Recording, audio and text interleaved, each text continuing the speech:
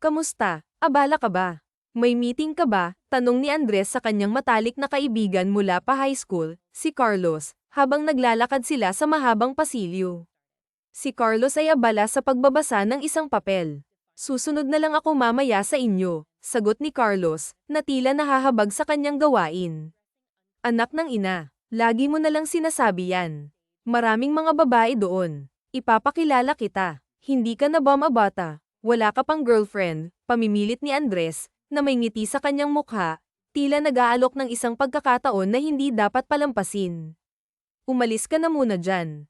May meeting pa akong pupuntahan, sagot ni Carlos, na may halong pagod.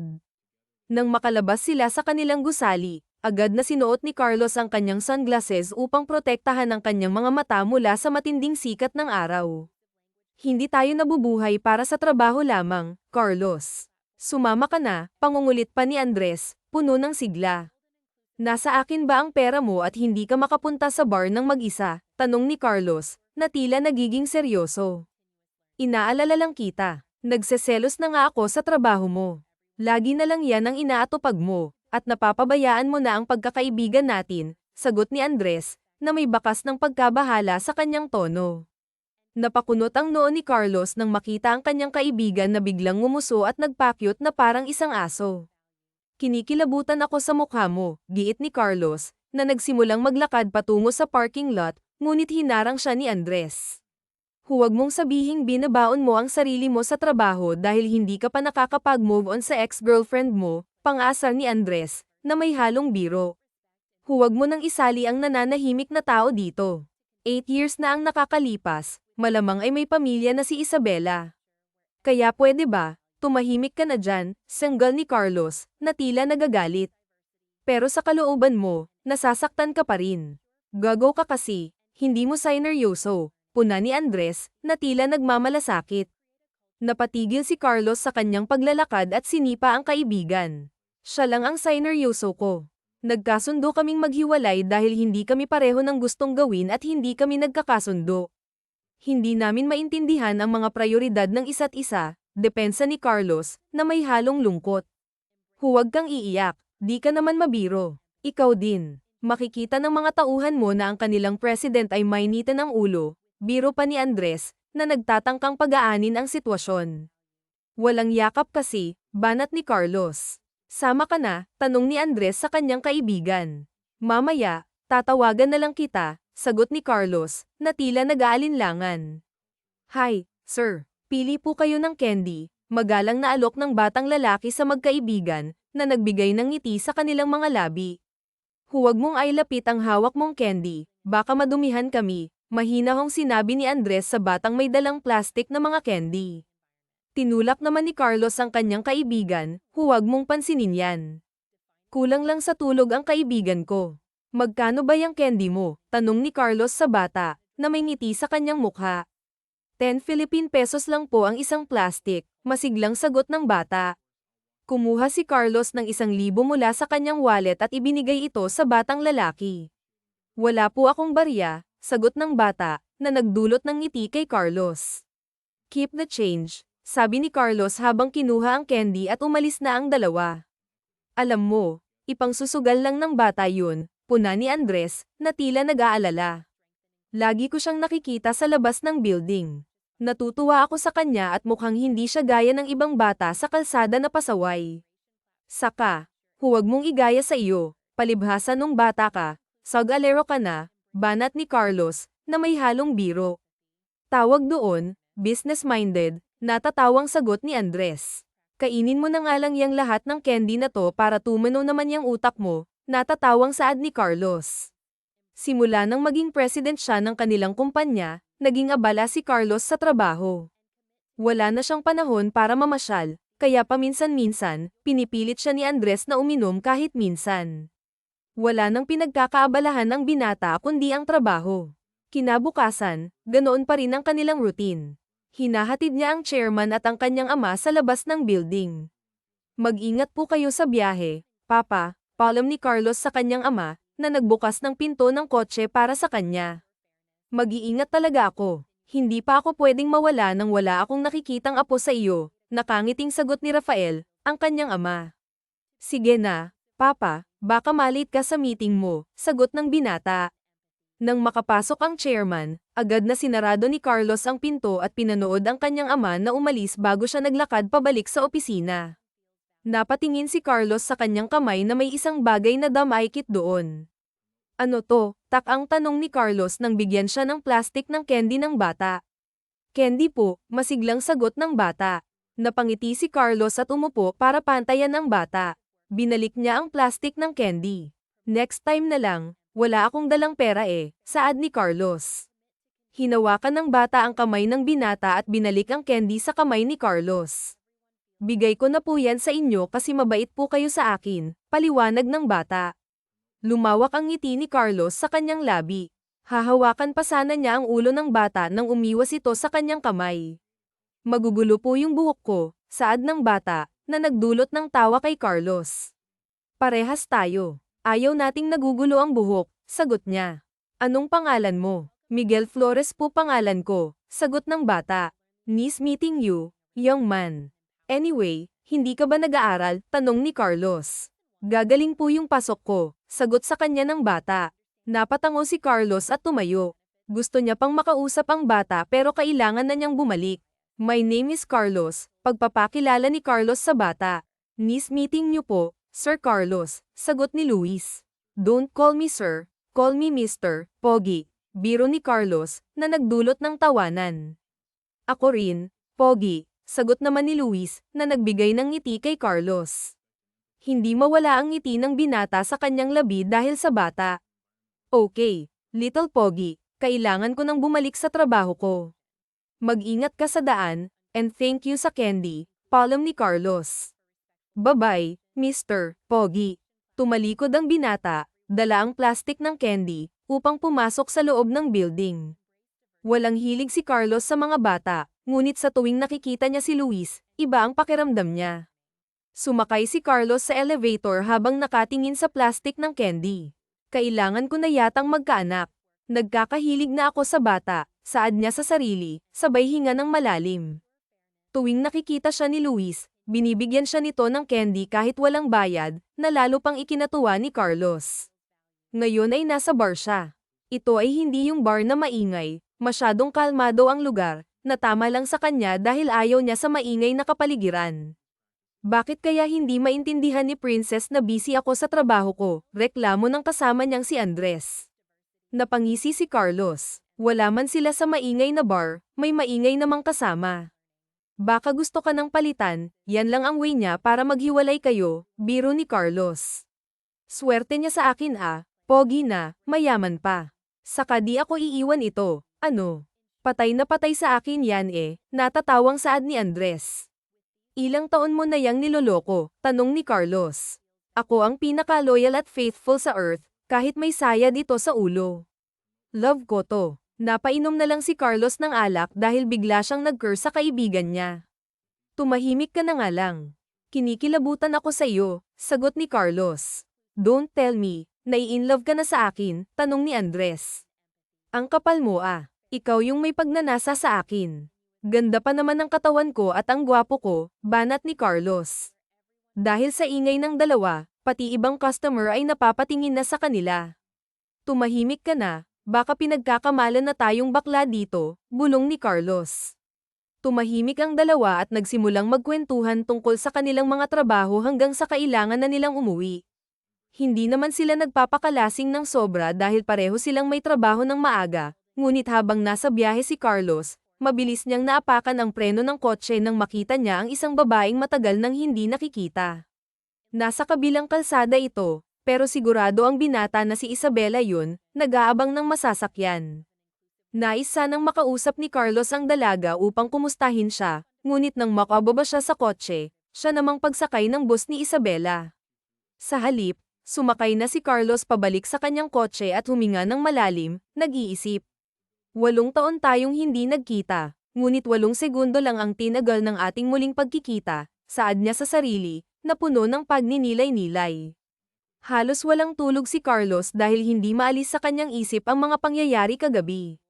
Kumusta na kaya siya? Tanong niya sa sarili, puno ng pag-aalala. Dahil wala namang magawa si Carlos sa kanyang opisina, nagpa siyang lumabas upang maghanap ng makakain. Hindi siya naghahangad ng espesyal na treto, kumakain siya sa mga lugar kung saan kumakain ang kanyang mga tauhan. Wala rin siyang ugaling palautos. Sa kanyang paglabas ng building, napansin agad niya si Luis na nagtitinda ng mga candy. Natutuwa siya sa bata dahil kahit maliit pa ito, sanay na itong magnegosyo. Naalala niya ang kanyang kabataan, kung saan madalas siyang nagbebenta ng tsokolate sa kanyang mga kaklase, ginagawa lamang ito dahil sa pagkabor. Mr. Pogi, tawag sa kanya ni Luis, na nagdulot ng ngiti kay Carlos. Bakit ang aga mo? Wala ka bang pasok? Tanong ni Carlos sa bata. Sabado ngayon, kaya wala po kaming pasok, nakangiting sagot ni Luis. Gusto mo bang samahan akong kumain dyan lang sa kabilang kalsada? Alok ni Carlos. Uuwi na rin po ako. Half day lang kasi si mama sa trabaho, kaya baka mapag-alitan ako kapag wala ako sa bahay, sagot ni Luis. Sige, next time na lang, saad ni Carlos sa bata, na may halong pag-unawa. Bye, Mr. Pogi, paalam ng bata. Nagdesisyon si Carlos na kumain na lang mag-isa. Sa paglipas ng araw, pumunta si Carlos sa lugar kung saan niya nakita si Isabela. Nagbabakasakali siya na muli silang magkikita, ngunit habang lumalalim ang gabi, wala siyang nakita kaya nagpasya na lamang siyang umuwi at magpahinga.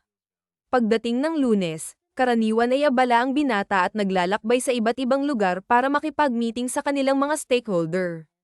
Nagmamadali siyang naglakad kasama ang kanyang sekretarya, tinatalakay ang mga kailangan nilang gawin. Ngunit bago siya makasakay ng kotse, nakita niya si Luis mula sa kalayuan na may kausap na matanda. Nagkasalubong ang kilay ni Carlos nang biglang tinapon ng lalaki ang mga candy na paninda ni Luis. Sir, kailangan na po nating umalis, sabi ng kanyang sekretarya nang balak sanang lapitan ni Carlos ang bata. Nakita niyang umiiyak si Luis, ngunit dahil sa kanyang mga nakatakdang gawain, sumakay na siya sa kanyang kotse. Sa buong meeting, ang umiiyak na mukha ni Luis ang patuloy na tumatakbo sa kanyang isipan. Kinabukasan, inabangan ni Carlos si Luis sa labas ng kanyang building. Halos kalahating oras siyang naghintay at nang makita niyang padating na si Luis, napangiti siya. Pero nawala ang kanyang ngiti nang may mga batang biglang umagaw sa candy nito. Ano ba? Ibalik niyo sa akin yan. Sabi ni Papa, kumuha lang daw kami ng candy. Sagot ni Luis sa mga bata na sa tingin ni Carlos ay mas matanda sa kanya. Nilapitan ni Carlos ang mga bata at inagaw ang candy mula sa bully. Sa susunod na agawin mo pa ang tinda niya, ikaw ang aitat-inde ko, naiintindihan mo, banta ni Carlos sa bata. Isusumbong kita sa tatay ko, iyak ng bata sabay takbo. Napansin ni Carlos na may luha sa mata ni Luis kaya kumuha siya ng panyo. Huwag mong iiyakan yung mga batang yun, saad ni Carlos, na puno ng malasakit. Lagi kasi nila akong inaasar na wala daw akong tatay, umiiyak na sagot ni Luis. Binuhat ni Carlos ang bata, na sa tingin niya ay nasa 7 taong gulang pa lamang, kaya hindi ito ganoon kabigat. Sabihin mo na ako ang tatay mo, at kapag meron pang umawi sa'yo, dito isumbong mo sa akin. Sunod-sunod na palakpak ang narinig ni Carlos mula sa kanyang likuran at nakita ang kanyang kaibigan na si Andres. Hinahanap kita sa opisina mo. Heto ka pala't nagpapakabayaning tatay sa pool ube, biro ni Andres sa kanyang kaibigan. Bakit umiiyak si little boy? Wait, pinagdikit ni Andres ang mukha ni Carlos at Luis. Pwede kayong maging mag-ama, hawig kayo, biro pa niya. Binaban na ni Carlos ang bata at napansin din niyang may sugat sa tuhod ni Luis. Sinong may gawa niyan? Tanong ni Carlos na puno ng pag-aalala. Yung matanda kahapon, tatay ni Jerome. Inagaw nila yung candy ko, nakangusong saad ni Luis. Bata, pinapatulan ho. Little boy, ituro mo lang sa akin kung sino yun at susuntukin ko yung pagmumukha, saad ni Andres. Tumigil ka nga, Andres, seryosong sabi ni Carlos. Biglang nakaramdam ng inis si Carlos at tila umiinit ang kanyang ulo dahil sa nalaman. Kalma, bakit parang magliliyab ka na? Bumalik na tayo sa opisina, aya ni Andres sa kanyang kaibigan. Umuwi ka, bibilhin ko na lahat ng tinda mo, saad ni Carlos sa bata. Papa, yan oh. Ibebenta daw niya ako, sumbong ng bata. Biglang tumakbo si Luis papunta sa likod ni Carlos upang magtago. Bakit mo pinaiyak ang anak ko? Ang bata-bata pinapatulan mo, sigaw ng lalaki kay Carlos. Kumalma ka, Manong. Hindi mo yata kilala yung sinisigawan mo, Awat ni Andres sa lalaki. Tumahimik ka, gusto mo bang kayong ibenta ako, banta ng lalaki. Lumayo na si Andres. Okay, bahala ka. Huwag mo akong sisisihin kapag may mangyaring masama sa'yo, saad ni Andres. Mag-sorry ka kay Luis at bayaran mo yung mga kinuha mong candy sa kanya kahapon, seryosong utos ni Carlos. Bakit ko naman gagawin yun, matapang na wika ng lalaki. Hinarap ni Carlos si Luis at pinatalikod ito. Alam na ni Andres ang susunod na mangyayari kaya binuhat niya ang bata. Isang malakas na sipa ang ibinigay ni Carlos sa lalaki dahilan ng pagtamba nito. Ayoko nang malaman na nalalapit ka pa kay Luis. Hindi lang yan ang makukuha mo, banta ni Carlos. Tumalikod siya at lalapitan na sana si Luis, ngunit tumayo ang lalaki upang sugurin si Carlos. Isang malakas na sipa sa dibdib ang ginawa ni Carlos. Binalaan na kasi kita, black belter sa taekwondo yan, saad ni Andres. Umalis na sila sa lugar at pinapasok ni Carlos si Luis sa kanyang building upang doon muna ito. Kapag ginulo ka pa ng lalaking yun, sabihin mo sa akin, saad ni Carlos sa bata.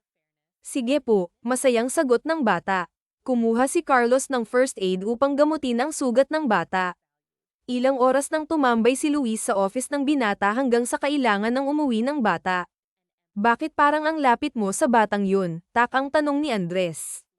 Hindi ko alam. Siguro dahil gusto ako kaya lumapit sa akin, sagot ni Carlos. Sus, anak mo yun oh. Sige na, aminin mo na sa akin. Hindi ko naman ipagsasabi, biro ni Andres. Binato ni Carlos si Andres ng ballpen. Tumigil ka. Paano ako magkakaanak? Sino naman nanay nun? Saka kung may anak ako, hindi ko ipapakita sa iyo. Hoan mo pa ng ubo ng utak mo, banat ni Carlos. Kung magkausap kayo, parang wala kayo sa office, napaayos ng upo ang magkaibigan nang lumitaw si Joven. Hi, Uncle Joven. Guwapo mo ngayon ah, bati ni Andres kay Joven. Papa, anong ginagawa mo dito? Takang tanong ni Carlos sa ama. Hindi ba kita pwedeng puntahan dito? Tanong ng matanda. Ayaw ka siguro makita, Uncle. Ganyan ugali niyan, masama. Pinagtitiisan ko lang ugali niyan, banat ni Andres. Ballpen naman na ang binato ni Carlos sa kaibigan niya na tawa ng tawa. Huwag mo nang pansinin yan, Papa. Kakasinghot nga yan ng katol saad ni Carlos. Tumahimik na kayo. Ikaw, kailan ka ba mag-aasawa? Yung ate mo nakakadalawang anak na. Pero ikaw, may plano ka bang bigyan kami ng mama mo ng apo? Tanong ni Joven. Papa naman, ang daming dapat gawin dito. Saka 28 pa lang ako no, sagot ni Carlos. Masyado nang matanda ang 28. Uncle, dapat nga may apo ka na Carlos. I'm very disappointed my friend, singit ni Andres. Ikaw ba, Andres, ay nakakatulog ng maayos? Tanong ni Joven kay Andres. Guwapo kong puyat, Uncle. Ano, nakangising tanong ni Andres. Ha, bakit ba ako nagkaroon ng kaibigan na adik? Stress na, saad ni Carlos. Ikaw naman, maghanap ka na ng babaeng mapapangasawa mo, saad ni Joven sa anak. Sige po, Chairman, sagot ni Carlos. Uncle, ano ba gusto mong maging asawa ni Carlos? Tanong ni Andres. Maganda, matalino, tsaka mabait at mahal ang anak ko, sagot ni Joven. Sa mga salitang sinabi ni Joven ay isang babae lang ang pumasok sa isip ng binata. Akala niya ay nakalimutan na niya ito. Pero nang masilayan ulit ng mata niya ang ex-girlfriend ay bumalik lahat sa kanya. Napangisi naman si Andres na makitang tulala ang kaibigan. Isabela, pang-iinis ni Andres. Napatingin naman si Carlos sa kaibigan nang marinig ang pangalan ng ex-girlfriend niya. Sinong Isabela? Takang tanong ni Joven. Huwag na nga nating pag-usapan ang pag-aasawa ko. Mag-aasawa ako. Maghanda na ako. Papa, umalis na kayo dito at meron pa akong trabaho, buong taboy ni Carlos kina Rose at Andres. Doon tayo sa office mo, may sasabihin ako sa'yo. Basta hingi kong pera, kahit 2 milyon lang, biro pa ni Andres. Napailing na lang si Carlos sa kaibigan niya. Nag-focus ito sa trabaho, pero after ng busy na araw ay muling bumalik ang binata sa lugar kung saan nakita si Isabela. Pakiramdam ko magkikita tayo ulit, Isabela, saad ni Carlos bago ito umalis sa lugar. Sa kanyang office, busy na naman ang lahat. Sir Carlos, nasa line po si Mr. Chua. Gusto po kayong makausap, saad ng secretary ni Carlos. Agad na sinagot ni Carlos ang telephone sa tabi niya. Hi, good afternoon Mr. Chua, bati ni Carlos. Good afternoon, President Carlos. Meron akong pinadalang design na gamit ngayon sa'yo. Kindly check it kung magugustuhan mo at baka pwede na nating pag-usapan ng formal way, paliwanag ni Mr. Chua kay Carlos. I'll check it first, palom ni Carlos. Pagbaba niya ng telepono ay bumalik siya sa kanyang ginagawa. Hindi na siya interesadong mag-invest kay Mr. Chua dahil wala naman siyang interest sa mga designer clothes. Hi Mr. Pogi, napangiti si Carlos na makita si Luis na pumasok sa loob ng office niya, kasama ang kanyang secretary. Oh, anong ginagawa mo dito? Takang tanong ni Carlos. Sinabihan niya ang mga guard na papasukin si Luis sa kanilang building dahil kaibigan niya ito kaya labas-pasok ang bata sa building nila. Carlos, for you. Luto yan ni Mama bago siya pumasok sa trabaho, saad ni Luis. Tinitigan ni Carlos ang dala ng bata at laman nun ay spaghetti at cake. Birthday mo? Takang tanong ni Carlos. Agad namang tumango si Luis, 8 na ako at malapit na akong mag-10, sagot ni Luis. Hindi ko alam na birthday mo. Wala tuloy akong regalo sa'yo. Ayos lang po, hindi naman ako mahilig sa laruan, sagot ni Luis. Sige, ano bang gusto mo? Tanong ni Carlos. Gusto kong makita si Papa. Nasa Korea daw siya at ang mahal ng pamasahe kaya hindi kami makapunta ni Mama para makita siya, sagot ni Luis. Mahal po bang pamasahe doon? Ilang jeep po bang sasakyan namin? Natawa si Carlos dahil sa inosenteng bata sa harapan. Airplane ang sinasakyan para makapunta sa Korea, sagot ni Carlos. Ayokong sumakay sa airplane. Takot ako sa mataas, sagot ni Luis. Takot din ako sa mataas. Pero pag nasa loob ka na ng airplane hindi mo naman makikita ang labas, paliwanag ni Carlos sa bata. Talaga, magtitinda po ako ng maraming candy para meron na po kaming pamasahe ni Mama, nakangiting sabi ni Luis. Pag merong time ang mama mo, sabihin mo magkita kami. Ako na ang magbibigay ng pamasahe nyo sa Korea, offer ni Carlos. Biglang tumakbo si Luis palapit kay Carlos. Sabayak talaga po makikita ko na si Papa. Tsaka mayayakap ko na siya, masayang tanong ni Luis. Yes, dahil binigyan mo ako ng spaghetti at yun ang regalo ko sa'yo, sagot ni Carlos. Thank you po Mr. Pogi, masayang saad ni Luis. Saglit lang ang tinagal ni Luis sa office ni Carlos dahil kailangan ng magtrabaho ni Carlos. Hapon na nang makauwi si Luis sa apartment nila. Medyo malayo ang nilalakad niya pero kasama naman niya ang iba pa niyang mga pinsan na nagtitinda din ng mga candy. Iba-iba lang sila ng pwesto. Pagpasok ng bata sa loob ng bahay nila ay nagulat ito nang makita ang ina na nakaupo sa sofa, naka-cross legs na naghihintay sa kanya. Saan ka galing? Tanong ni Isabela sa kanyang anak. Nagtinda ka ba ulit ng candy? Seryosong tanong. Hindi makasagot si Luis dahil hindi niya kayang magsinungaling sa mama niya. Face the wall, utos ni Isabela. Mama, sumama lang po ako kila kuya, sagot ni Luis. Bakit ka ba nagtitinda ng candy? Ano bang gusto mo? Sabihin mo lang sa akin. Delikado sa batang kagaya mo na magtinda sa mga madaming tao tapos tumatakas ka pa, sermon ni Isabela. Gusto kong mag-ipon ng pera para makapunta tayo sa Korea, iyak ni Luis. Ano naman ang gagawin natin sa Korea? Takang tanong ni Isabela. Pauwiin ko na si Papa. Lagi kasi akong inaasar ng mga kaklase ko na wala akong papa. Biglang nag-iba ang mood ni Isabela. Nilapitan niya ang anak at hinarap ito sa kanya. Pinunasan niya ang luha ng bata.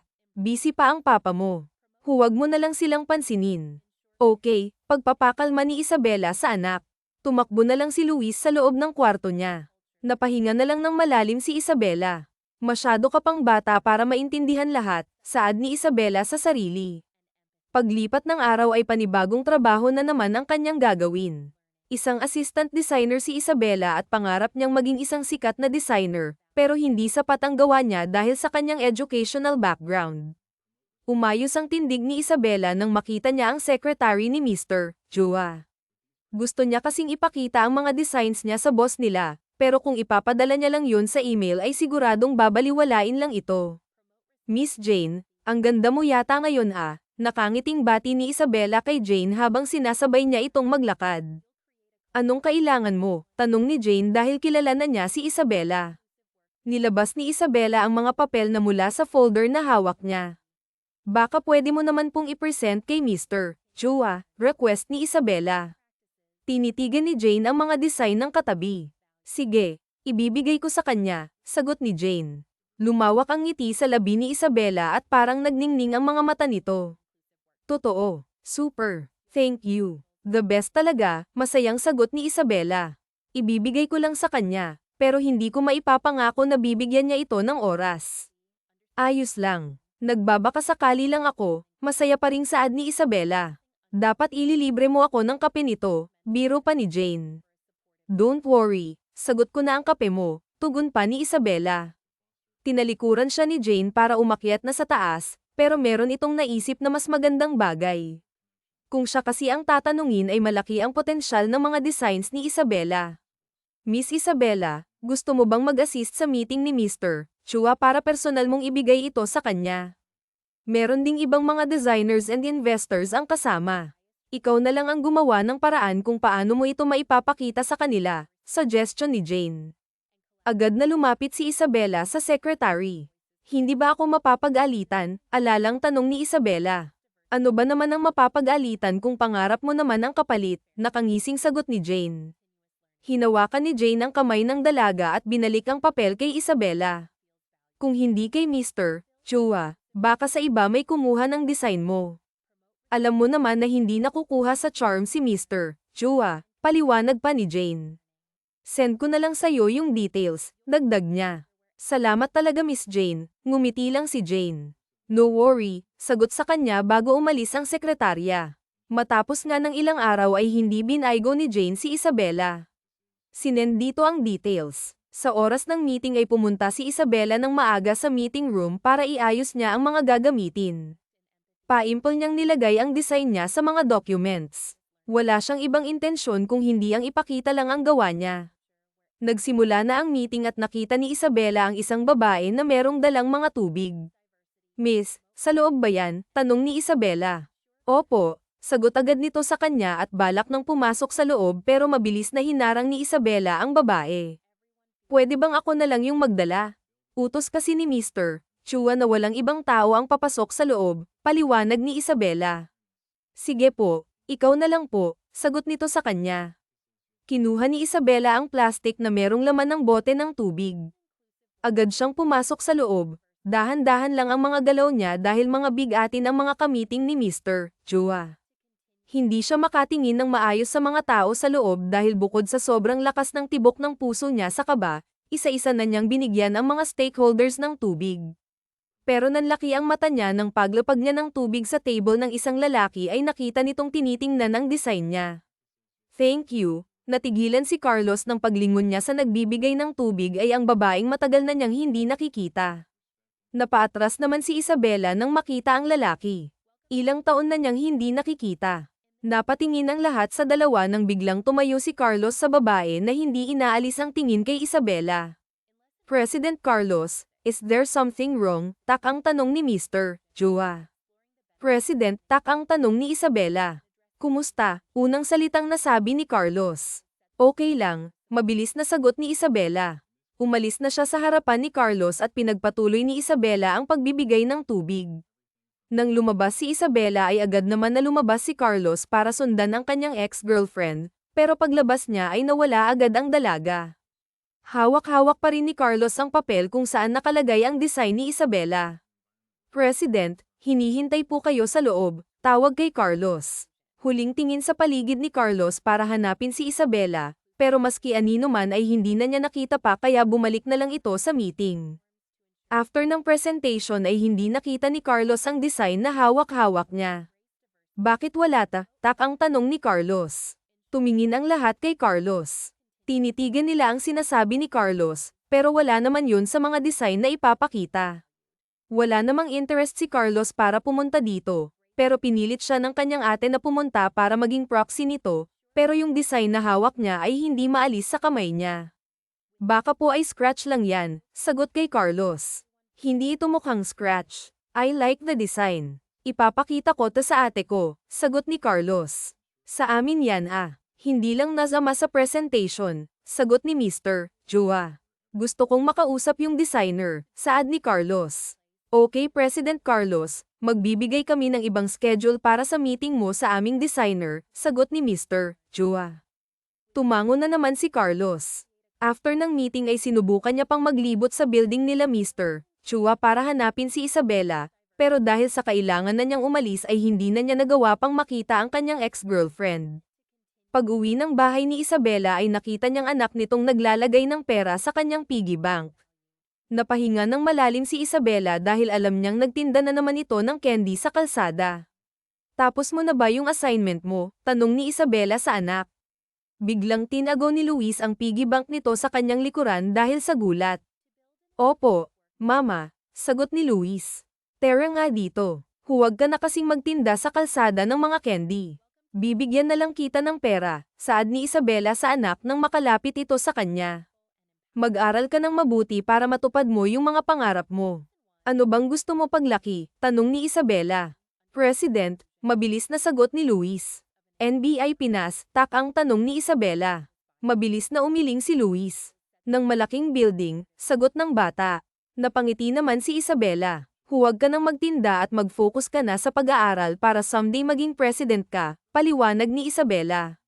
Sige po, Mama, masiglang sagot ng anak. Hinawakan ni Isabela ang ulo ng anak at ginulo ang buhok nito. Napangiti naman si Luis sa bakasyon sa ina. Si Isabela lang ang pinapayagan ng bata na makahawak sa kanyang ulo. After nilang mag-usap ng mag-ina ay kumain na sila ng dinner at natulog na.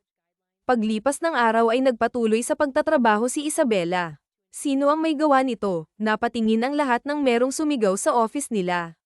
Nanlaki ang mata ni Isabela nang makita ang design niya. Bigla naman itong kinabahan dahil baka nasira niya ang meeting kaya siya pinapahanap ngayon. Wala, tanong pa. Biglang lumitaw si Jane kaya napayuko si Isabela.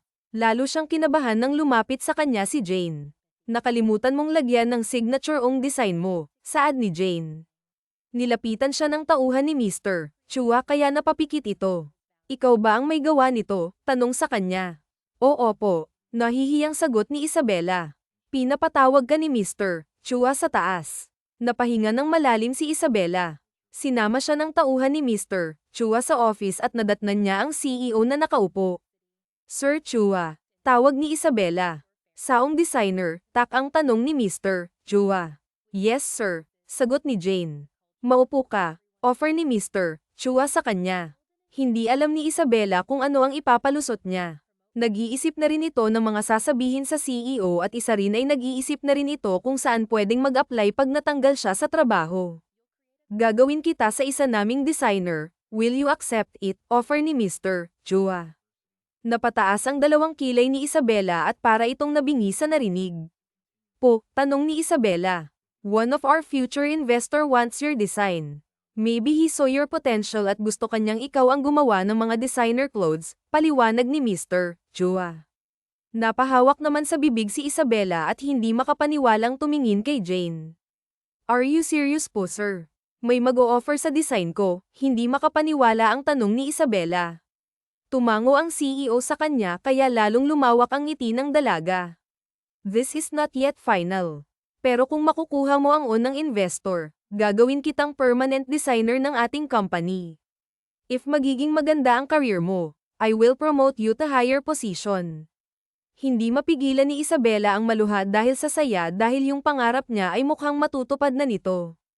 I will try my best po, walang paglagyan ng saya na saad ni Isabela. No, do your best. Malaking investment ang mangyayari kung makukuha natin sila, saad ni Mr. Chua. Nilahad ng CEO ang kamay niya para makipag-shake hands kay Isabela. Wala namang sinayang na oras si Isabela at tinanggap ang kamay ng kanilang boss. Paglabas niya ng office ay hindi maalis ang ngiti sa labi ni Isabela. Para siyang nananaginip sa mga nalaman niya. Sobrang saya ng puso ko, kinikilig niyang saad. After ng working hour ni Isabela ay uuwi na ito, pero dahil sa magandang balita ay bibili siya ng ice cream para sa anak niya at fried chicken. Isabela, napalingon si Isabela sa kanyang gilid nang marinig niya ang pangalan niya. Natigilan siya nang makita ang lalaking pamilyar sa kanya. Wow, ikaw nga, shit, masayang saad ni Andres. Agad itong lumapit sa babae para tingnan ng malapitan. Ang ganda mo pa rin napatingin naman si Andres dahil babayaran na ni Isabela ang bibilhin nito. Ako na dyan. Libre ko na sayo, binayaran ni Andres ang pagkain na binili ni Isabela. Thank you, sagot ni Isabela. Aalis na dapat si Isabela pero hinaranggan siya ni Andres. Hindi mo ba ako natatandaan? Best friend ako ng ex-boyfriend mo, pagpapakilala ng binata. Nagmamadali kasi ako, Andres, palom ni Isabela. Wait, last na, inakbayan ni Andres si Isabela sabay kuhan ng picture nilang dalawa. Iinggitin ko lang si Carlos. Single pa rin yun. Alam kong hindi pa siya nakaka-move on sa'yo, banat ni Andres. Ikaw, may asawa ka na ba, Naz? Ano ba yun? Takang tanong ni Andres nang biglang nawala sa gilid niya si Isabela. Sa kinabukasan ay pinuntahan ni Andres ang kaibigan niya na busy sa pagtatrabaho. Kumapit ka, hindi mo kakayanin ang nilalaman ng phone ko, bungad ni Andres sa kaibigan. Marami akong ginagawa, doon ka muna sa malayo, sagot ni Carlos na hindi maalis ang tingin sa ginagawa. Boom! Nilapag ni Andres ang phone niya sa papel na binabasa ni Carlos at nasa screen noon ang picture nila ni Isabela. Maganda pa rin, right? Nakangising tanong ni Andres. Kukunin na dapat ni Carlos ang phone ng kaibigan nang mabilis na hinablat iyon ni Andres. 5 milyon kapalit ng picture. Tumayo si Carlos at nilapitan si Andres sabay agaw ng phone ng kaibigan para tingnan ang picture. Saan mo siya nakita? Seryosong tanong ni Carlos. 5 milyon para sa information na gusto mo, nakangisi nitong sagot. Sinaman siya ng tingin ni Carlos na. Ako matatakot sa ganyang tingin. Pero dahil kaibigan naman kita, sige na, magsasalita na ako, sagot ni Andres. Sa fast food, bumili ng chicken, sagot ni Andres. Pero alam mo, dama ko, as in feel ko na may galit siya sa iyo, saad ni Andres. Bakit? Meron ba siyang sinabi tungkol sa akin? Takang tanong ni Carlos. Hindi. Sinabi kong kaibigan mo ako biglang nawala, parang nandidiri sa iyo, biro pa ni Andres. Galit siya sa akin. Nagkita kami sa company ni Mr. Chua, bigla na lang siyang lumayo nang makita niya ako, sagot ni Carlos. I told you, nandidiri siya sa iyo, banat ni Andres. Tumahimik ka, baka naduduwal sa pagmumukha mo kaya nilayuan ka, bawi ni Carlos sa kaibigan. Swerte nga niya at nakita niya ang mukha ko. Ano, sagot ni Andres. Pakiramdam ko talaga, meron kang ginawa dati kaya mailap siya sa iyo, sabi ni Carlos. Babero ka ano? Grabe, kung sino pa yung pangit, siya pa yung mga babero, pailing-iling na saad ni Andres. Huwag mo akong itulad sa iyo. Maayos kaming naghiwalay nung college, baka busy lang siya kaya siya nagmamadaling umalis, paliwanag ni Carlos. Okay, sabi mo eh. Kwento mo yan, very good ka dyan, sagot ni Andres. Lunchtime, bumaba ng building si Carlos para kumain. Medyo late na ang pagkain niya. Paglabas niya ng building ay nakita niya si Luis na nagtitinda na naman ng candy sa labas. Pogi, sigaw ni Luis nang makita siya. Automatic na ang ngiti ng binata sa tuwing nakikita niya ang bata. Gusto mo pong candy? Tanong ni Luis. Hindi. Gusto kong kumain, samahan mo ako, aya ni Andres. Wala pa akong benta eh, sagot ng bata. Libre na kita, nakangiting saad ni Carlos. Sige po, masayang sagot ni Luis. Kumain lang silang dalawa sa fast food chain dahil iyon ang gusto ni Luis. Nasabi mo na ba sa mama mo yung tungkol sa offer ko? Tanong ni Carlos. Umiling yung bata bilang sagot. Busy si mama, na-promote daw kasi siya sa trabaho. Tapos baka magalit siya sa akin pag nalaman niya nakikipag-usap ako sa strangers. Akala ko ba magkaibigan tayo? Tanong ni Carlos. Sabihin mo sa mama mo magkaibigan tayo. Sige po, Mr. Pogi. Matapos nilang kumain ay naglakad na sila pabalik sa building pero habang naglalakad ay nakakita ng ice cream si Luis. Pogi ililibre kita ng ice cream, nakangiting saad ni Luis. Tumango naman si Carlos at pinuntahan nila ang nagtitinda. 2.5 po, bilin ng bata. Habang kumakain silang dalawa ng ice cream ay parang nakakalimutan ni Carlos na mayroon siyang meeting ng 2:00 dahil nag-e-enjoy siya kasama si Luis. Ang cute naman ng anak mo, saad ng matandang babae kay Carlos.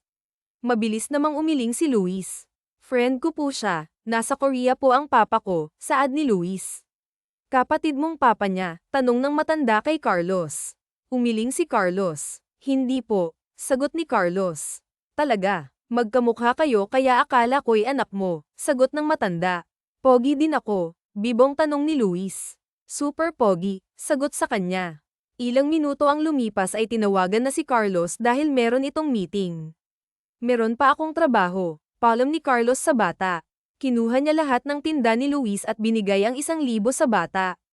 Umuwi ka na at magpahinga, saad ni Carlos sa bata. Thank you, Mr. Pogi. Paalam, ni Luis. Nagmamadaling umalis si Carlos dahil naghihintay na raw sa kanya ang gamitin niya.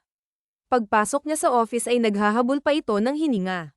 I'm sorry, meron akong ginawa. Isabela, gulat na tawag ni Carlos. Hindi rin makapaniwala si Isabela na makita si Carlos ngayon. Ikaw yung designer, gulat na tanong ni Carlos. Hindi nagsalita si Isabela, pero base sa hawak nitong folder ay mukhang si Isabela nga. Ako yung pinadala ni Mr. Chua para i-present sa mga design, sagot ni Isabela sabay abot ng folder kay Carlos. Maupo ka muna, offer ni Carlos. Chinek ni Carlos ang mga design. Ang totoo ay familiar ako sa mga design. Hindi ko naman inakala na ikaw pala yung may gawa ng mga to, paliwanag ni Carlos.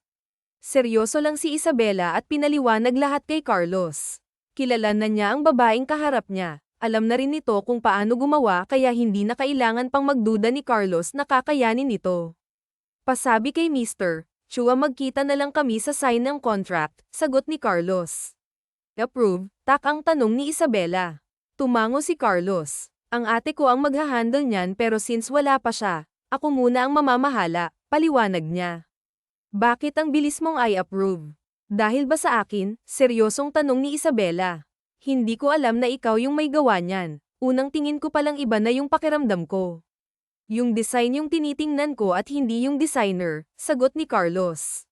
Napatango naman si Isabela. Kung ganoon ay sasabihin ko na kay Mr. Chua ang lahat. Thank you sa oras mo, paalam ni Isabela. Nakipag-shake siya kay Carlos pero nang balak na niyang hilahin ang kamay niya ay hinigpitan ni Carlos. Kumusta ka na? May boyfriend ka na ba? Tanong ni Carlos. Hinayla ni Isabela ang kamay niya. May anak na ako, seryosong sagot ni Isabela.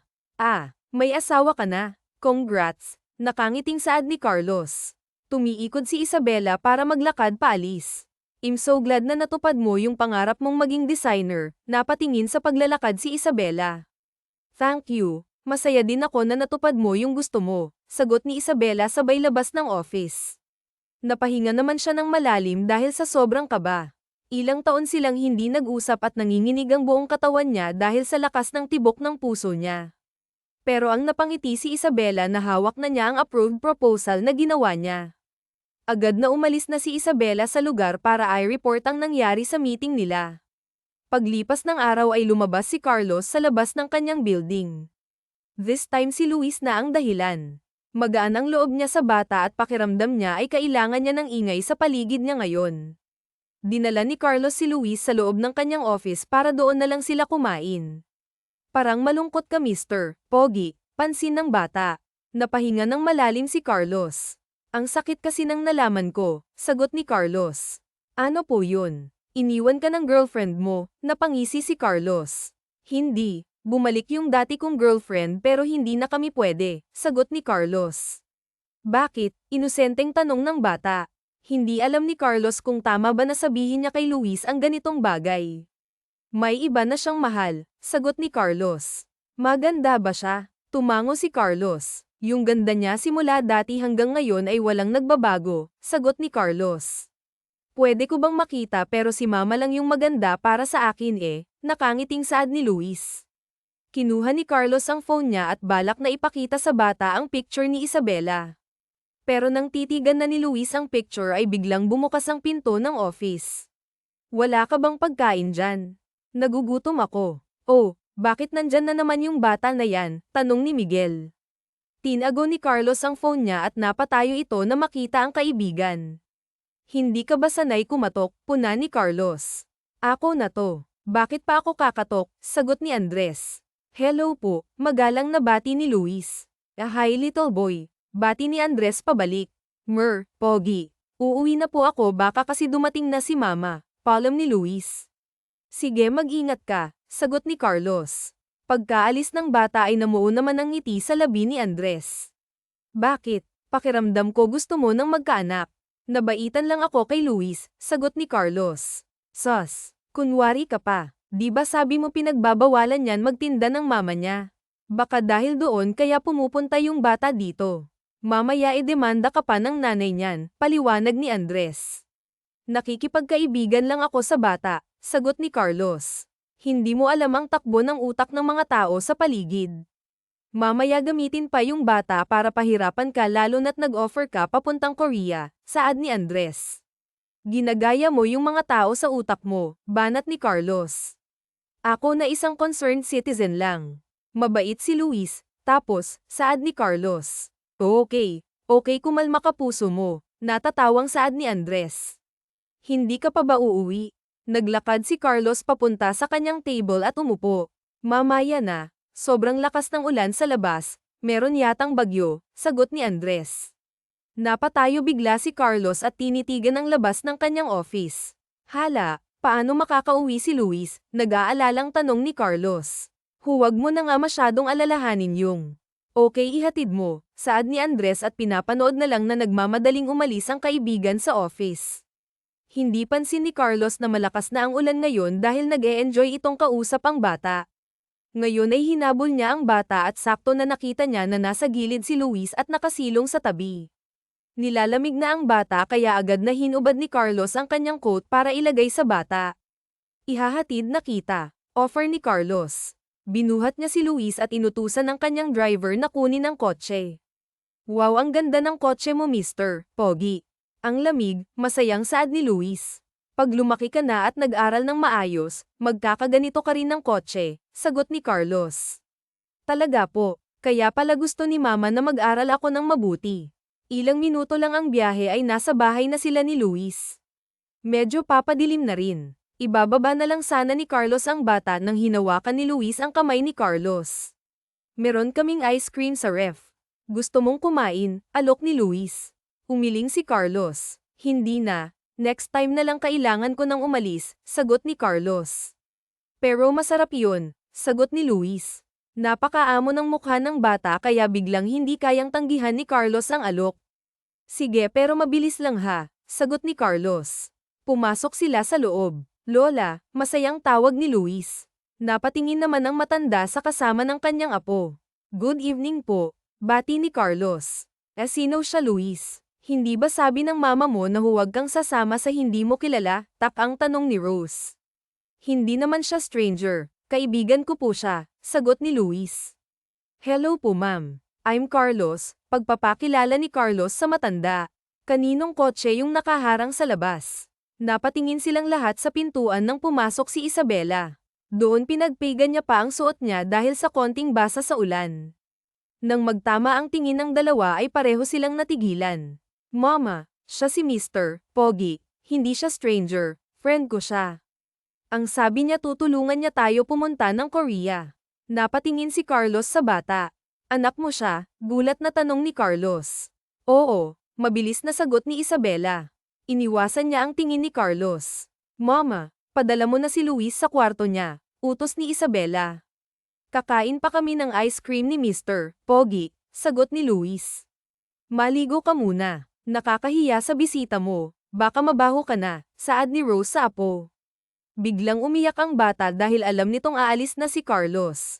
Uuwi na iyak ni Luis.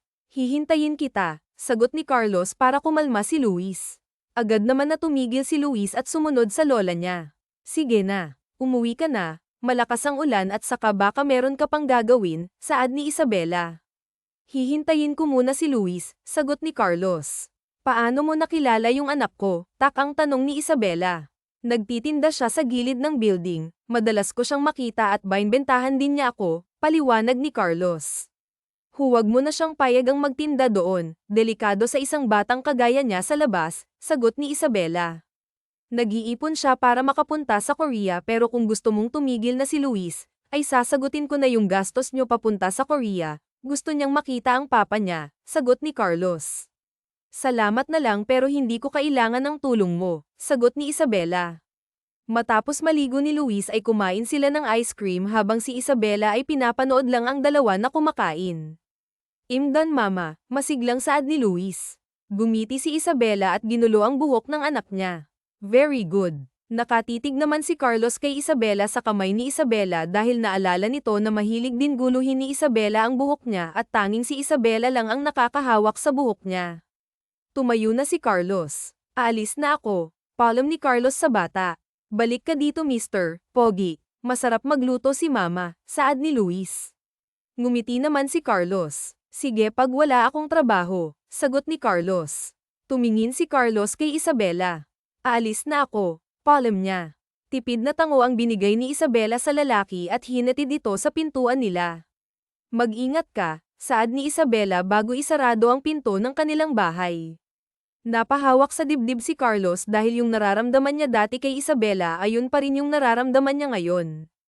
Nagkita ulit sila. Lumipas ang araw pero hindi lumilipas sa isip ni Carlos si Isabela. Sobra itong nanghihinayang bigla sa kanilang pinagsamahan na dalawa pero ngayon ay mananatili na lang sa alaala ang lahat.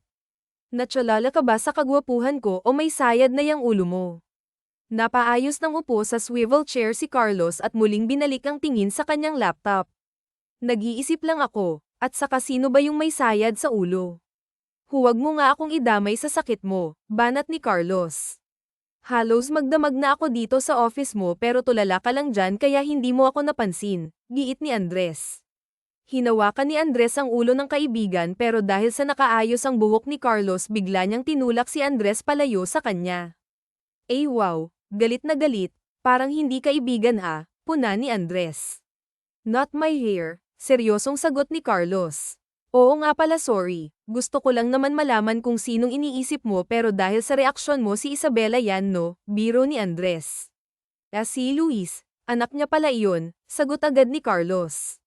Nagkasalubong ang dalawang kilay ng binata. Yung batang kasama mo dito, ang tanong ni Andres. Oo, sagot agad ni Carlos.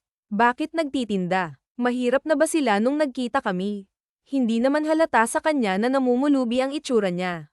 Iba talaga pag maganda no, pansin ni Andres. Hindi, gusto lang ni Luis na magtinda para makapag-ipon ng pera para makita niya ang papa niya, sagot ni Carlos. Biglang umupo si Andres sa client chair. Alangya yung tatay siguro nung nabuntis ay iniwan sila kaya ayaw ipakita sa anak. Alam ko na yan, dami kong kilalang ganyan. Dapat sa mga lalaking iniiwan ng girlfriend nila after nabuntis ay putulin ang karapatang mabuhay sa mundo. Hindi natin alam yung story kaya tumahimik ka na dyan, saad ni Carlos. Grabe parang ang malas niya nung iniwan mo siya. Hindi na sumagot si Carlos dahil sa nararamdaman niya ngayon ay mukhang siyang minalas. Sa bahay nila Isabela habang nagdodrawing si Isabela ay lumapit ang mama niya sa kanya. Sinira ng anak mo, wala naman daw papa niya, baka hindi daw sa pupunta sa family day, saad ni Rose. Napatingin si Isabela sa card na punit-punit. Pwede naman tayong pumuntang tatlo pero ako lang yung walang papa, iyak ni Luis, nakakalabas lang sa kanyang kwarto. Ikaw na ang kumausap, saad ni Rose. Hindi kasi makakarating ang papa mo, sagot ni Isabela. Pero lalo lang umiyak si Luis, ayoko na rin pumunta, sigaw ni Luis sabay takbo sa kwarto. Puntahan mo na ang totoong ama niyan at ipakilala mo na si Luis. Nagkakaisip na yung bata at kailangan na niya ng ama niya, paliwanag ni Rose sa anak. Ang tagal niyang wala sa buhay namin. Kaya ko naman at masaya rin siya, sagot ni Isabela. Ikaw ang bahala, anak. Anak mo yan, saad ni Rose. Kinabukasan ay inihanda na ni Isabela ang pagkain ng kanyang anak. Ngunit hindi naman kinakain ng bata. Lola, hatid mo na po ako, aya ni Luis. Kumain ka na muna ng breakfast, saad ni Isabela. Tumakbo ang bata papunta sa kanyang lola. Kakain na lang kami sa labas. Kumain ka na at baka mahuli ka pa sa trabaho mo, sagot ni Rose kay Isabela. Umalis na ang maglola para ihatid si Luis sa kanyang school. Pagkatapos ng klase, si Luis ay pumunta sa Capitol kung saan ang building ni Carlos para magtinda ng candy. Saktong paglabas ni Carlos ay napansin niya si Luis. Lalapitan niya sana ang bata pero nakita nitong malayo ang tingin ni Luis kaya sinundan niya ang tingin ng bata at nakita niyang nakatingin sa direksyon ng isang lalaki na kasama ang anak niya. Luis, umuwi ka na at ayaw ng mama mo na nagtitinda ka dito, saad ni Carlos. Hindi naman niya ako love, nakangusong saad ni Luis. Bakit, ang tanong ni Carlos. Ayaw niya akong makasama si Papa. Lahat ng classmate ko merong papa, biglang umiyak ang bata kaya binuhat ni Carlos yun para patahanan. Pwede naman ako. Pwede akong maging papa mo, sagot ni Carlos. Ipakilala mo ako sa mga classmates mo na ako ang papa mo talaga, Mr. Pogi, biglang umiba ang mood ng bata. Tumango si Carlos bilang sagot. Uuwi na ako at sasabihin ko kay Lola na sama na kami sa family day, masayang saad ng bata. Napangiti naman si Carlos na makita si Luis na ganoon kasaya. Pagkabalik ni Carlos sa kanyang opisina ay sumulpot na naman ang kaibigan niya. Alam mo, kagabi ko pa to iniisip, Zet. Meron bang nangyari sa inyo ni Isabela? College era natin yan, yung time nagigil tayo, tanong ni Andres. Wala akong oras makipagbiruan, sagot ni Carlos. Meron o wala lang yung sagot, saad ni Andres. Meron pero hindi na kailangang pag-usapan yun, sagot ni Carlos. Are you sure na hindi sa'yo si Luis? Tanong ni Andres. Napatigil sa ginagawa si Carlos at tinitigan ng kaibigan. iPad na mo si Luis. Malapit ka sa kanya. Baka lukso ng dugo at magaan ang loob mo sa kanya na parang tunay mong anak dito na pala ako hindi ko man lang alam, banat ni Andres. Gusto ko na siyang magsabi sa'yo, seryosong sagot ni Carlos. iPad na mo. Hindi niya yun sasabihin sa'yo dahil iniwan mo sila. Pakiramdam ko nga galit siya sa'yo napahinga ng malalim si Carlos. Naghirap siya kaya naiintindihan ko kung galit siya sa akin, sagot ni Carlos. Ako na lang magpapa, sagot ni Andres. Huwag kang mangingialam. Bumalik ka na sa trabaho mo, utos ni Carlos. So hahayaan mo na lang na magtinda yung anak mo sa labas. Mukhang pulubi sa labas pero not knowing na siya pala yung third generation ng pamilya mo, paliwanag ni Andres. Madami pa akong ginagawa, sagot ni Carlos. Pangit mo ka bonding, giit ni Andres bago umalis. Nakatingin sa laptop ang mata ni Carlos pero iba ang nililipad ng isip nito. Hindi na niya kailangan iPad na yung bata dahil gusto niya na kay Isabela mismo manggagaling ang lahat. Sa office ni Isabela, abala ito sa kanyang trabaho dahil ngayon palang magsisimula ang karera ng kanyang career hanggang sa nakatanggap ito ng tawag mula sa hindi kilalang number. Is this Miss Isabela del Mundo? Kaano-ano niyo po ba si Miguel Flores? Tanong mula sa kabilang linya. Yes po, sagot ni Isabela. Secret hospital po ito. Kailangan niyo pong puntahan ang anak niyo dahil naaksidente po siya, saad kay Isabela. Napatigil sa ginagawa si Isabela at parang binuhusan ng malamig na tubig ang buong katawan niya. Hindi na malaya na tumatakbo na pala siya palabas at agad na humanap ng sasakyan para makapunta sa ospital. Pagkapasok niya sa loob ay si Carlos ang nakita niya sa tapat ng emergency room. Type O yung bata, kailangan niyang masalinan ng dugo. Bago pa maubusan ng dugo ang bata, siblings and parents lang ang compatible sa kanya, saad ng doktor kay Carlos. Napatingin si Carlos kay Isabela na naluluhan na. Type B ako, umiiyak na sagot ni Isabela. Saan sa Korea yung tatay ni Luis? Ipapagamit namin yung private plane para makauwi siya dito agad. Napatingin si Carlos kay Isabela nang hawak siya nito. Dok, siya po yung tatay, saad ni Isabela. Ako, tak ang tanong ni Carlos. Ipapahanda ko na ang lahat, sagot ng doktor bago ito umalis. Bakit hindi mo sinabi sa akin agad? Seryosong tanong ni Carlos. Kailangan na ng dugo ng anak mo. Mag-usap na lang tayo pag okay ng lahat, natatarantang sagot ni Isabela. Mama, anong ginagawa mo dito? Natigilan si Isabela na makita si Luis na tumatakbo palapit sa kanya at hindi niya alam kung saan nagmula. Luis, tumakbo at nilapitan ng bata. Chinek niya ang katawan ng bata kung mayroon ba itong sugat. Bakit ka po umiiyak? Nadapa lang naman po ako. Dinala ako ni Mr. Pogi dito sa ospital para gamutin ang sugat ko, nakangiting saad ni Luis. Napatingin naman si Isabela kay Carlos. Marami pa akong oras para makinig, saad ni Carlos. Pagkatapos nilang pumunta sa ospital ay dinala ni Carlos ang mag-ina sa bahay nila. Binigyan siya ng kape ni Isabela at hindi alam kung ano ang sasabihin dito. Bakit? Tanong agad ni Carlos. Kalmado lang ito dahil gustong makinig sa lahat ng salitang sasabihin ni Isabela sa kanya. Ilang linggo bago ka umalis ay nalaman kong buntis ako kay Luis. Hindi na kita inabala dahil bukod sa hindi kita matatawagan tak, ay alam kong busy ka na sa pag-aaral mo, paliwanag ni Isabela. Hindi mo natapos yung college. Naghiwalay tayo dahil gusto nating tuparin ang mga pangarap natin. Si Luis na yung pangarap ko, putol sa kanya.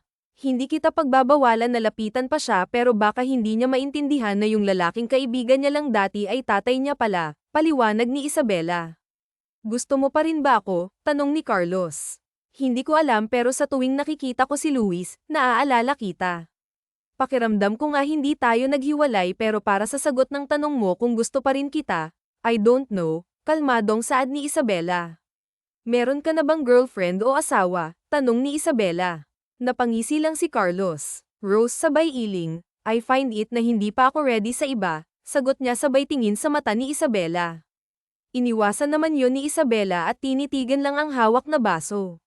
Dumating ang family day. Naghanap ng oras si Carlos para sa kanyang anak. Masaya ang nangyari. Nag-enjoy sila sa event lalo na si Luis dahil pakiramdam ng bata ay meron na siyang papa talaga. Mr. Pogi, thank you po. Pinalitan mo si Papa, masayang saad ni Luis. Napatingin si Carlos kay Isabela sabay buhat kay Luis. Call me Papa, nakangiting saad ni Carlos. Papa, tawag ni Luis. Lumawak ang ngiti ni Carlos sa kanyang labi nang marinig yun kay Luis. Parang sobrang saya ng puso niya na matawag na Papa ni Luis. I'm your Papa, saad ni Carlos at niyakap ang anak. Nasa Korea po ang papa ko, sagot ni Luis. No, nandito ako, pwede mo akong makita kahit anong oras mo gusto, saad ni Carlos. Mama, totoo bang sinasabi niya na siya yung papa ko? Tanong ni Luis agad na tumango si Isabela bilang sagot. Napayakap naman si Carlos sa kanyang anak. Hindi na ako lalayo, bulong nito. Biglang umiyak si Luis kaya nataranta si Carlos. Oh, why are you crying? Nag-aalalang tanong ni Carlos. Luis, you are a big boy na. Why are you crying? Tanong ni Isabela. I love my papa, iyak nito. Cute, I love you din, sagot ni Carlos. Pagkatapos nila sa school ay kumain muna sila bago umuwi sa bahay. Hinatid ni Carlos ang mag-ina niya sa bahay. About the project, I will talk to my sister about it, saad ni Carlos. Please, huwag mo akong tulungan. Gusto ko tong gawin mag-isa, sagot ni Isabela. Mahirap, I know, pero kaya ko, putol ni Isabela. Napatango naman si Carlos kay Isabela. Kilala niya ang kaharap niya. See you, paalam ni Carlos bago umalis ng bahay. Matapos ang ilang buwan, patuloy lang ang magandang relasyon ng tatlo. Madalas na rin silang nagkikita hanggang sa si Carlos kasama ang anak sa fashion show na isa sa artist ay si Isabela. Gawa ng mama mo, turo ni Carlos kay Luis habang nagsisimulang lumabas ang mga model na suot ang design ni Isabela. Super ganda, puri ni Luis. Pagkatapos ng event ay pinuntahan ni Luis at Carlos si Isabela na merong bulaklak. Binigay ni Luis ang bulaklak. You are so galing mama, puri ni Luis. Thank you my baby, sabay halik kay Luis. Congrats, bati rin ni Carlos. Thank you, sagot ni Isabela. Nag-e-expect si Carlos na yakapin or bigyan din siya ng halik ni Isabela pero binalik nito ang atensyon kay Luis hanggang sa nahatid na niya ang mag-ina niya pero hindi pa rin mapakali si Carlos. Mag-ingat ka sa daan, saad ni Isabela. Tumalikod na ito para pumasok sa loob ng bahay. Wait, nilapitan ni Carlos si Isabela at tinitigan sa mga mata nito. Hindi ko na kaya, saad niya sabay yakap kay Isabela. Pwede ba? Pwede ba akong manligaw ulit? Tanong ni Carlos. Bakit? Napakawalay sa yakap si Carlos at tinitigan ng seryosong mukha ni Isabela. Hindi naman alam ni Carlos kung paano siya magsisimula dahil mahal pa rin. Bakit ka pa manliligaw? Meron na tayong anak, putol ni Isabela. Napakunot ang noon ni Carlos dahil hindi ma-process sa utak niya ang mga salita. What do you mean? Tak ang tanong ni Carlos. Bumisitang si Isabela at tinalikuran ng kausap sabay lakad. Agad namang tumakbo si Carlos para habulin si Isabela. Answer me. Naguguluhan na, saad ni Carlos. I know you already. Bakit kailangan mo pang manligaw? Napahawak sa bibig si Carlos kaya natawa naman si Isabela sa reaksyon ng lalaki. Umuwi ka na, utos ni Isabela. Kung magpo-propose ba ako ngayon tatanggapin mo? Tanong ni Carlos.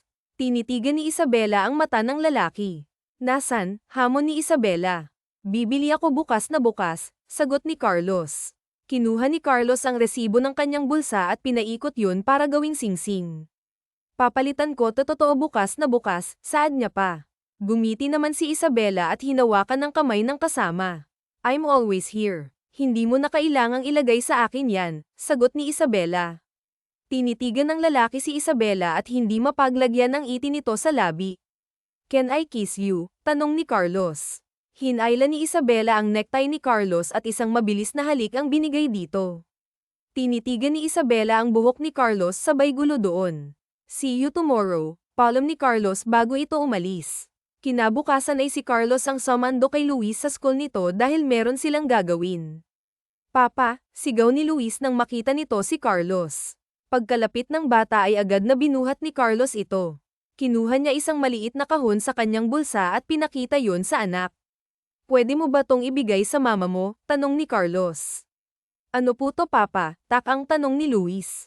A ring and ask your mama if she wants to marry me. Okay, saad ni Carlos. Agad na tumango ang bata kaya pag uwi nila sa bahay ay nagmamadaling tumakbo si Luis papasok sa kanilang bahay. Mama, magpakasal na daw po kayo ni Papa, sigaw ni Luis sabay kuha ng singsing at sinuot ni Luis ang singsing sa kamay ng kanyang mama. Paano ba yan? Hindi ka na makakahindi, biro pa ni Carlos. Wala naman akong planong humindi, nakangising sagot ni Isabela. Agad na niyakap ni Carlos si Isabela dahil sa nangyari. Naghiwalay man sila ng matagal pero parang kahapon lang nangyari ang lahat at walang nagbago sa kanilang nararamdaman. Matapos ang ilang buwan ay nagpakasal na ang dalawa at nagsama silang tatlo para ipagpatuloy ang masayang pamilya nila. Wakas.